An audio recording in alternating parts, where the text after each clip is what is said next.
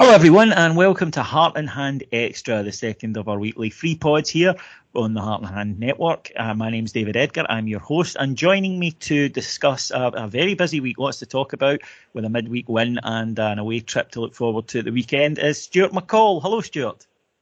Alright David, how are we doing? Thanks for having me on, mate. Doing better after last night. Rangers took on Hearts at Ibrox, looking for our first win in 6 and delivered it with I thought, Stuart, an excellent performance. The game really was never in doubt. Rangers started on the front foot and really there was no let up until maybe the last 20 minutes when the game was completely done.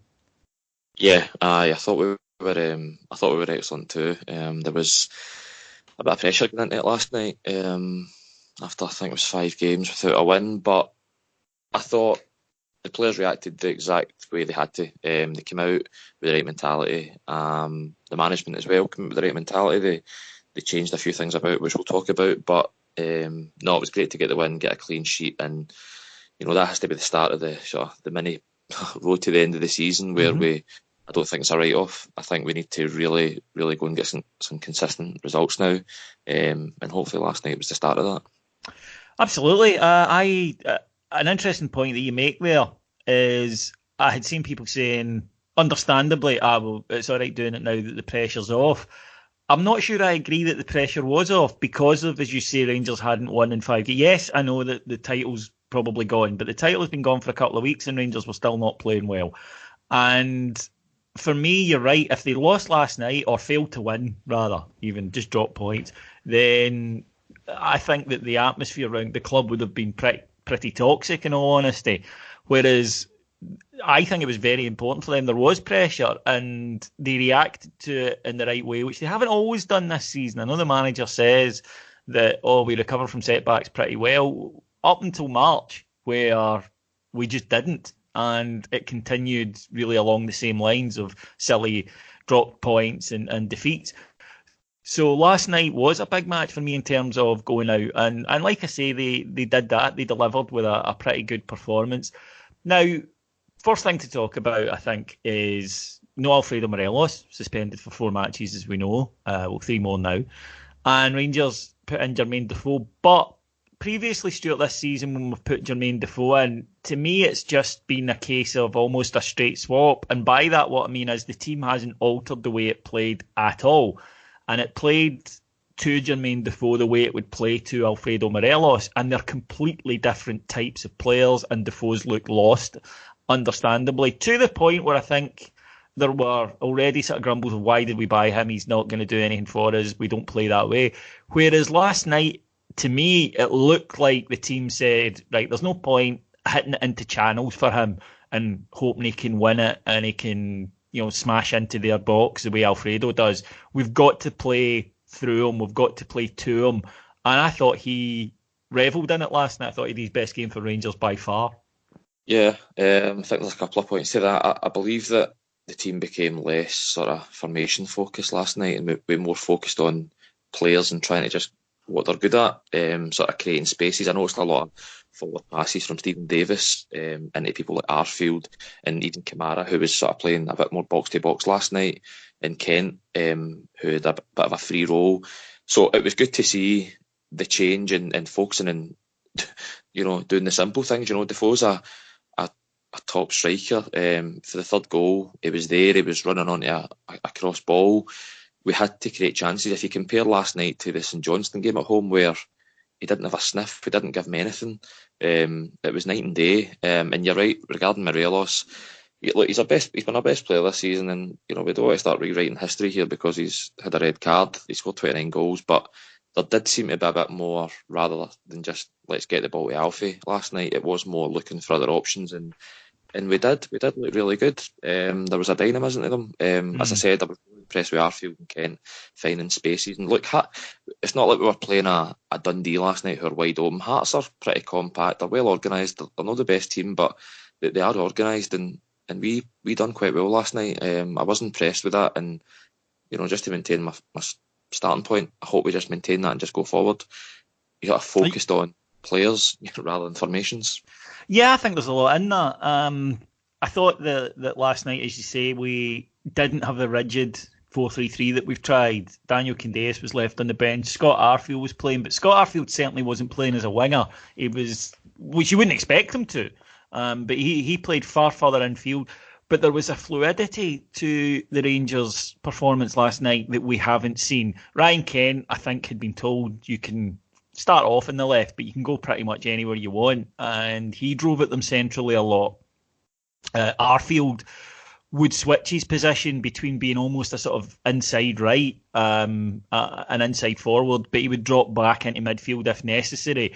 Kamara and Jack, as you say, were bursting forward, going box to box, with Davis sitting anchoring everything in the position I think that we all recognise from him. And Hearts found it difficult because I think that they expected that we would do what we've done in several other matches this season, Aberdeen particularly, which is get the ball down, get it wide, cross it in. And had we done that, they've got Suter, they've got Berra, they would have ate that up all night. Instead, Rangers quite clearly decided to play far more centrally, far more through the middle. They had runners, which is something that we don't always have. And as you said, it was as if the players were sort of challenged to go and play. Don't rely on Morelos. And this can happen when you've got someone who is, a wonderful talent, that you can just get into the habit of, I'll just hit it long to Alfie. I'll just look for Alfie. Mm-hmm. Last night, I thought Rangers, if you like, the rest of the team took the responsibility, and they haven't always this season. No, absolutely. Look, you can.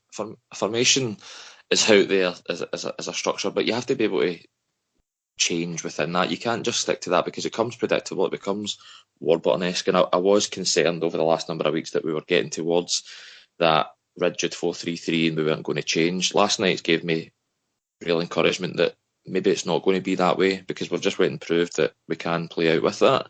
I know there's been a bit of hesitancy after Motherwell, and I think it was Livingston where we changed formation this season and we didn't get a result out of them, that the managers just stick to their principles. But I think the coaching staff, Michael Beale may have had something to do with last night, because we did surprise Hearts, and let's be honest, football gets complicated. We've got better players than Hearts. Mm-hmm. The players should be able to go on the pitch and perform at their levels, and they've won the game. They've got the rewards. I mean, you've got a top striker like Defoe. Give him, create chances for him. He'll score the goals. It is really that simple. I just genuinely hope that we can maintain it going forward into Sunday and beyond that. His all-round performance was impressive because he was up against two big guys, but he competed against them physically. He held the ball up. He used what we know he has in those quick feet to get shots away. His runs were causing them danger all last night. At the time, I thought the goal he scored in a couple of minutes was onside. Looking back, I think, fair play. We've criticised officials often enough. He got that one right, sadly. I think that his foot was just offside. But I thought that he gave them a challenge all night. And as you say, something they didn't want. They wanted us to be knocking it wide and crossing it in. That's what they wanted. We came up against a side who are well organised. Craig Levein can organise a team. Maybe lack it. They definitely lack when they've not got Naismith and Ikpeazu, but they are organised. Levein's good at that. Last night, Adam, our tactics guy, was sitting with me, and he pointed out to me at the game that in the first half hour, Hearts regularly had 10 players within 30 yards of their goal. And Rangers have struggled badly against that this season. Yes, Aberdeen are the example that springs to mind, but St Johnstone, Kilmarnock, Rangers have struggled badly when a team has done that. And last night really felt like the first time we'd done something, I don't want to say different, because the manager has changed in those matches sometimes to a 4-4-2, to a 4-2-3-1. Last night, though, was the first time where, as you say, it wasn't just a formational change. It was an attitude change, and it was, right, I want you to move into different positions. I want it to be far more fluid. And it looked as though several players had a freedom about them, and as you say, a dynamism about them that we haven't seen before. I thought Jack, Kamara, Arfield all contributed hugely. I thought Kent looked very dangerous. Defoe was causing them issues. And, 5 or 6 wouldn't have flattered us last night. No, the onus is on us at Ibrox, and too often we've not done that.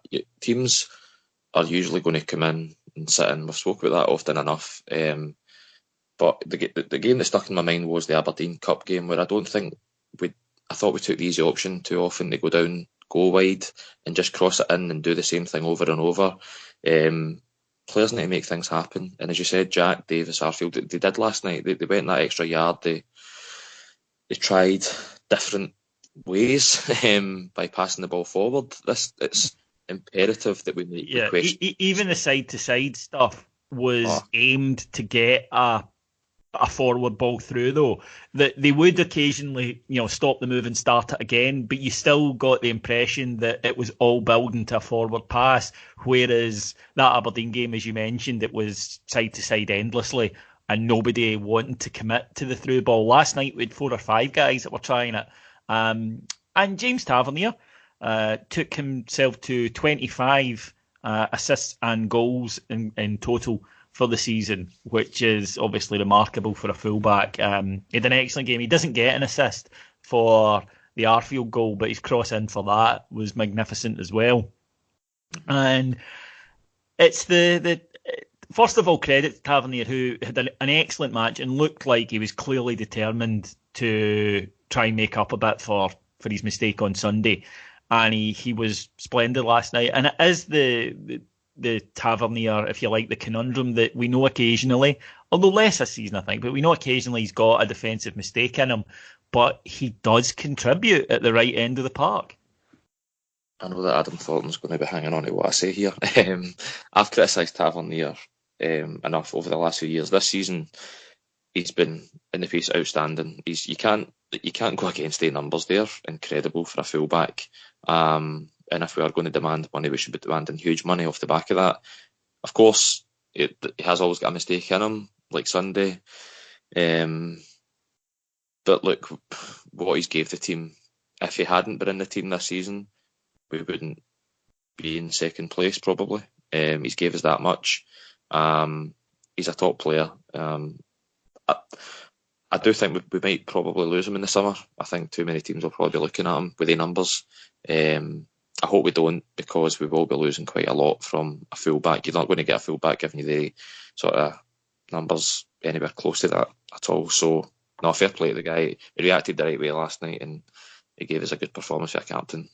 That ties in then to something that was discussed among people that I was at the game with last night. I'm sure that other Rangers fans have been discussing it. The Morelos being out and the team playing so much better. Now take Alfie out of this. Okay, this is not us discussing Alfredo Morelos. He's a brilliant player. We know he's got his faults, but we know how important he is and how good he can be. This is not us talking about Alfredo Morelos. This is us talking about what happens when he's not there. And there is a suggestion among some, because we don't have enough evidence for it yet, that maybe we can be, rather than panicking about what happens when he leaves, because I think we're all agreed he's gone in the summer, that maybe it'll allow players to step out and deliver a little bit more. Because I remember when Rangers had Mark Hateley, and because you could basically knock a ball up to him from anywhere and he would make something of it more often than not, that players lapsed into that. Then later in the 90s, we had obviously Laudrup and Gascoigne, and of course we all know famously that players would just give them the ball constantly. I wonder if sometimes players at any club fall into that trap of, we've got a really special player here, just give him the ball, and they stop really taking the responsibility onto themselves. Whereas maybe when he's not there, and you know that you've got a player like Defoe who's excellent at what he does, but he needs your help in doing it, that you begin to just change your mentality slightly, and rather than the quick early ball to Morelos all the time, or get it out wide so that somebody can cross it in, hopefully for Morelos, it was as if the team felt, no, I'm going to try something. And like I say, we had 4 or 5 guys that were trying to hurt Hearts last night, and to me it looked just so much better, so much more productive, and so much more cohesive. Yeah, I think look, it's the natural thing to do with your best player is to try and supply him. And we have had games this season where he's not been playing and we've struggled badly. But last night I think was different because nobody can do what he does. There's not a player like that we've got that will make a chance as meant for himself like Morelos does. But that way we had to adapt. And you're right. Look, it may give the fans certainly has myself, gave me a bit of encouragement that we can do it without him. The players have looked lost at times this season when he's not been there, but it certainly gives you encouragement that Defoe's going to be here next season. So if he does go in the summer, at least this gives us that hope that it's not going to be the end of the world. There will be other strikers out there, and we will move on from him. And then you obviously balance that up with the red card and the sort of situation with that. It'll be interesting to see how we do over the next couple. I think 3 games he's got left suspension. If we continue the good form without him, because it certainly gives an interesting dynamic. I didn't think we'd be able to hit the levels of performance without him if he'd asked me on Sunday when he gets sent off. But let's be honest, since he went off, that's what played really well. Played brilliantly. So we'll need to see how that goes moving forward. A couple of guys I want to have a quick chat about. Firstly, Stephen Davis. That was Stevie Davis last night, finally. The manager had spoken about it has taken him longer to get up to speed, both in terms of fitness and form, than either Steven Gerrard or Stephen Davis thought it would. But he said now he's getting there, now he's at that level. And I think last night we've learned already, Stephen Davis is not a number 10. He can't play in there. He doesn't do enough in the game. But sitting deep and pulling the strings, he still has the legs to do that. And next to somebody like Glenn Kamara, who's an athlete and could run, all day, I was, right, that's Stephen Davis. Good to have you back. No, definitely. Listen, his fitness has always been the issue since January because we've never doubted his football ability. Stephen Davis is a really, really good football player, held his own down in the Premiership, so that wasn't the case. Last night, as I mentioned earlier, I don't hope we've got another player who can sit in front of the back four and make the forward passes and see the forward passes and even the long diagonals. He's brilliant at them. He'll be a real asset. He's not going to be one of these guys that's going to break up play, but in terms of controlling a game at Ibrox, that was the performance that I spoke about back in January. That was the player I spoke about somebody that can control the tempo of a game, and he done that last night, and it was brilliant to see. A bit too late in the day. I would have preferred if we signed him last summer, because maybe we could have got up to speed a bit earlier. But in terms of moving forward into this season and next season, if he's going to be here, then he will be a real asset, because we don't have, with the greatest respect, McCrory is a real asset to us, but he's not going to pick the forward passes the way Davis does. Neither will Jack, I don't think. So having him in that role, especially at games like last night at Ibrox, I think will be really important for us. Yep, absolutely agree. And it was just a fun night to be at Ibrox. Rangers playing really, really well against a decent side. They're not a great side, but they're decent.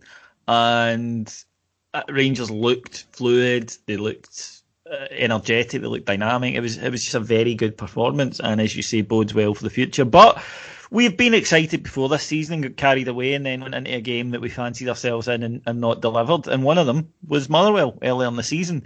Played Motherwell twice this season. A 7-1 victory at Ibrox, which was an awful lot of fun.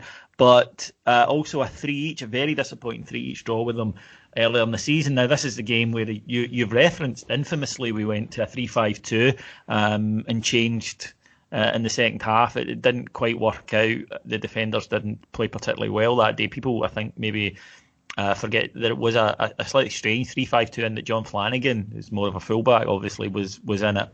In the back three. Motherwell, we know, are an intensely physical side. I'm being kind in that description. They have, according to their manager and according to people that watch them, tried to change that and play a bit more football. They've got Jake Hastie, who of course was linked with Rangers, but Rangers have pulled out of a move for him. They've got Turnbull, who's been adding a wee bit more. So they seem to have a little bit more finesse, but all things are relative. And I suspect that when Rangers come to town, we will get the usual all-out physicality, long ball, elbows, over-the-top challenges. Rangers will need to be prepared for this, Stuart. Oh, yeah. I was at the first game we played there this season. It was horrible. The physicality, but I think we need to be used to now. That's how they play. That's not going to change on Sunday, no matter what they say. They have brought in the youth players, as you said, and a bit more sort of pacey down the wing. So that's going to be a test for sort of, Mandy Hardy will come back in. hasty. Um, I hope we stick to what we done last night in terms of the sort of formation and the players. I know Kent will be out, so um, I'm assuming it'll be Candace, so come back in for him, maybe Gresda in that free role. But I hope we stick to how we played because look, we're going to be up against it. They've won, I think it's 5 in the bounce at home, the manager mentioned, so it'll be a really tough game. But they should be worrying about us as well because their midfield last night should be walking all over the top of them, to be honest with you. I agree. It's okay if the midfield play the way they did last night, Motherwell won't get the ball. Yeah, And that is how we will defeat them because then it's a case of Motherwell will have to rely. And again, I don't want to be too banging on about this, but you need a strong referee who says early on to Motherwell, look, you can compete physically, but within the rules. And we've played Motherwell before, and that hasn't been the case. And they have been able to get away with things that I don't mind. A physical team, Livingston, for example, a physical Livingston beat us earlier in the season in their own patch. They were very physical, but they were within the rules. I didn't have a problem with it. To me, I just thought Rangers didn't stand up to the challenge that day. But there have been times we've played Motherwell, and that's not within the rules. That's just out and out thuggery. yeah. No, when we go into a fight, we don't. Not that we don't like a fight, but we don't cope too well with it. It's been proven through the season. We need to stay away from that. I'm not saying don't fight for the game. Also, we need to win battles, but I'm talking about getting involved and dropping down to their levels. We can't do that. We need to go and play football and beat them that way. If we can get Tav caused them a few issues the last time in the first half down there. Like it's quite simple. They've got big guys at the back, but Defoe showed last night that he can handle that. That's no problem. I think Kent will be a miss because in terms of he's a really good player, yeah. Yeah, Candace and Gresda on his level. I think it might be Gresda because he came on from the bench last night. Obviously, Candace didn't. Candace, I think, had a rotten 2019 overall. Yeah. I think he's had decent games earlier in the season, but I just think that he's been very badly out of form recently. And I wonder. You know what you're going to get with Candace? Candace is going to get up and down the wing. He's going to do a shift, absolutely. He's going to defend and help Tav out in that. But I think last night we saw one of the things that's become sort of almost an accepted article of faith among the support, which is, if you're playing Tav, you need to have Candace there. Last night we didn't, and Tav was brilliant. So I don't know. I worry if you put Candace back in the side because we know what he does, and it's not his fault. This is his game. We'll just give him the ball and he'll just whip crosses in, and we'll go back to that.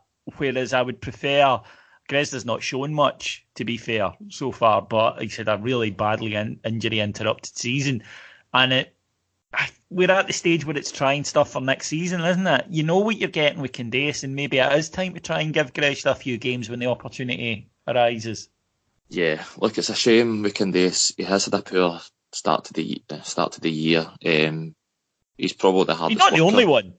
No. He's probably the hardest worker we've got. In Sunday, after Morelos went off, he ran his balls off. To be fair to him, he'll always give you that. But in terms of the quality, he's just lacking that extra quality. He's one of the players that, if we're going to move forward and sort of really improve next season, that I think he'll be sitting on the bench a wee bit more. I don't want to be too harsh there. But in Sunday, I don't want to get back to throwing balls into the box because Motherwell will love that. They'll eat that up. And we don't need that. I think Tav gives us enough in terms of crosses down the right hand side. I want to give them a bit more to think about rather than just him. And look, he's a good guy to bring on. If your legs are going at the end of the game and so he can come on and press a bit more and give you a bit more energy, then he's a great sub to have. But I think we should just be looking at maybe a direct replacement for Kent, and that's why I thought about Gresda, who incidentally wasn't great last night at the last 20 odd minutes, but I'm hoping that he can pull a performance out of somewhere. I think the game had died by that stage. And as I say, I find it difficult to judge Gresda because he's never got going. He's never had 5-6 games without either being injured or out the side. So this is the time of the season to see if he's going to potentially play a part next year or if we need to look to change things in the summer. So give me your prediction for Sunday. I think we will. I think we'll win. I think it'll be quite tight. I think I'm going to go for a 2-1. I think Rangers will win 2-1. I think Defoe will score again. It'll be really tight and cagey and stuff. I don't. I can see a sort of a late winner as such. It's not going to be nice. Put it that way. Well, it's not going to be a fun game of football, that's true. But I think Rangers will do it with a wee bit more to spare. I think we'll do it 3-1 because I think they should be absolutely flying after that performance last night, confidence. And I think that if we can pose Motherwell a less obvious challenge, as we've described that they did in the match last night, then I think that we can cause them a lot of problems. But as you say, if we don't match them in terms of effort, energy, and output, then we're not going to get anything. Now, some interesting fallout from to put it mildly, from the Old Firm match, and we learned on Thursday that the compliance officer has charged both Rangers and Celtic for apparently it's a rule that any confrontation involving 3 players or more is automatically a charge from the SFA. But Steven Gerrard has been charged. Rumours suggest that it was due to something he said to Bobby Madden, the referee, which was included in the match report. And Scott Brown, unbelievably, yes, you're hearing me correctly, Scott Brown has been charged by the SFA for failing to act in the best manner of football, which we saw with his behaviour at the end of the match. What are your thoughts on all that, Stuart? In terms of Brown, still pick myself up off the floor in shock that he's actually been cited. I'll be interested to see how that goes and if he actually does serve any sort of ban. I doubt it. In terms of Gerrard, I think I don't know if this is something they done in the referee's room, because I was trying to think back to the interview and he didn't say anything really against the referee, so he must have said something in the room or on the pitch that we never seen. Depending on that, I don't know how you argue that, but I'm hopefully we do. Hopefully we do argue that. And in terms of the clubs, it's going to be it'll be a small fine for both of them, probably more in our case because we're Rangers. But yeah, it's just been a bit of a disaster, isn't it, since Sunday? Yeah. One thing I found interesting is the reaction from Celtic cheerleaders, and it's quite funny. They're trying to belittle and I spoke about this on our Patreon site. They're trying to belittle the Rangers support and say, no, how could you be offended by that? And Scott Brown. The one argument that I always think it's interesting when you get 4 or 5 people who are Celtic cheerleaders, so your likes of Sutton, Simon Donnelly, Tom Boyd, these guys, and when they come out, Hartson's another one, and what's obviously the line they've been given by Celtic is to say, oh, I suppose that's Scott Brown's fault. They've all made the same joke. And then the other one is, well, the game ended in that corner. That's the other thing that they've all said. So you can always spot the line that's come out of Celtic that they're all to follow. And don't think for a second that that's not how it works. What that ignores is a couple of things. Firstly, the game ended in that corner. Yes, it did. But Scott Brown chose to turn round and start on the Rangers support. He didn't need to do that. Secondly, the clubs had been warned by the police on Friday that they didn't want any repetition of that, and Celtic specifically were warned by the police that they didn't want any repetition of the behaviour after the last Old Firm game at Parkhead. And what happens in these circumstances generally is the police will say to the governing body in Scotland, right, we've tried to be nice about this. If you don't do something, we will. And that's probably why Brown got charged. Because, as you say, it would be with extreme reluctance from the SFA. But I wonder if perhaps that came from the police. Not that, of course, Scott Brown, if he got charged with anything by the cops, I'm sure the Procurator Fiscal would lose the evidence and he'd be fine. That's generally what happens in cases like that. But the one that I think is interesting is the whole, all Rangers fans are being precious. Well, you'll remember a few years ago when the whole song sheet thing came up. We were told you can't sing this or that because they find it offensive. And but it's not offensive, and we'd explain the genesis of the songs. And they'd say, it doesn't matter. They find it offensive, therefore you have to stop it. If people are offended, that's enough. And then we say, okay, right, he turned around and gave us the get it right up you gesturing to us and whatnot. We were offended by that. Could you get him to stop? Oh, I can't believe you're offended by that. Oh, well, hang on a minute. You told us that if being offended was enough. No, not when it's you. And to me, it just shows you that they're not offended by songs or whatnot.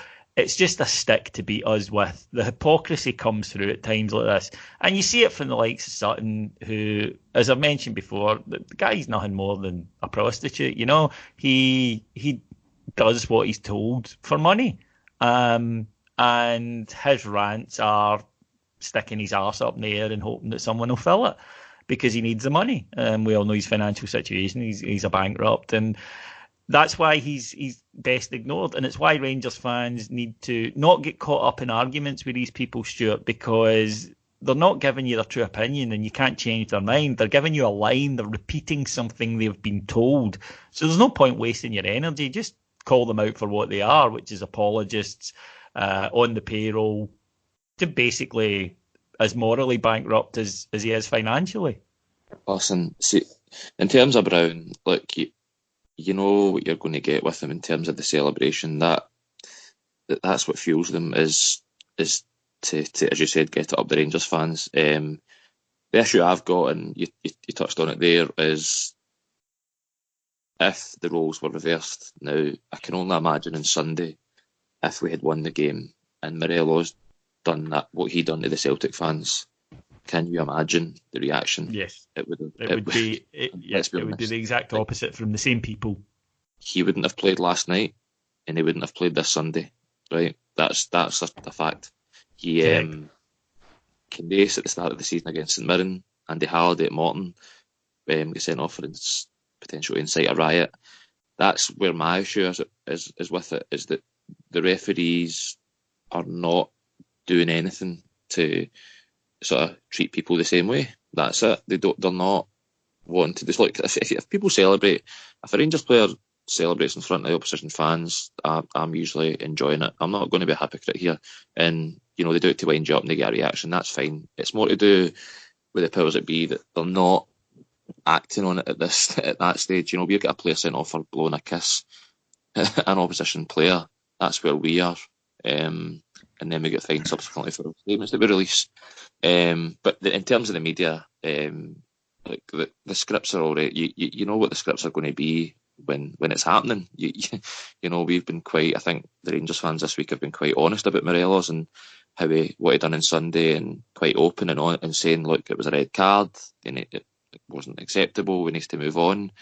But in the same breath, we're saying, look, how can this get away with it? How can that get away with it? And it's just rubbish. So you already know how it's going to work. And I can only imagine today, in terms of sort of him being cited, the reaction that's caused.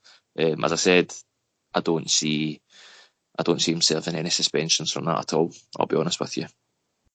Yeah, no, I don't think any of us do. All right, thank you very much for listening, folks. I hope you enjoyed the show, and if you did, then why not check out our Patreon site, Heart and Hand on Patreon is patreon.com, that's patreon.com/Heart and Hand, and you'll get up to 5 shows every single day on all topics football, all topics Rangers, history, current events, you name it, we do it, watch-alongs, etc. But we also do other things as well, pop culture, various pods. You will enjoy it. It's just $1.99 per month. And don't take my word for it. Stuart will tell you. Certainly will. We're even doing a golf show that I know you're delighted about, David, soon enough. And to balance it, just to show you, right, Stuart is doing a golf show and I'm doing a show with one of our other podders called Golf is for Cunts. So you've got balance, whether you're pro-golf or anti-golf. You've got balance. Yes. Uh-huh. Yes, I can't believe I could even let that one. But you got me at a good time. Right, folks, thank you very much for joining. It's just time to thank my guest, the wonderful Mr. Stuart McCall. Pleasure as always, David. Thank you. Thank our executive producers in London, Mike Lee and Paul Myers, and to tell you we'll be back on Monday with full reaction to the Motherwell game. Until then, have a wonderful weekend, and I hope your team wins. Take care. Bye-bye.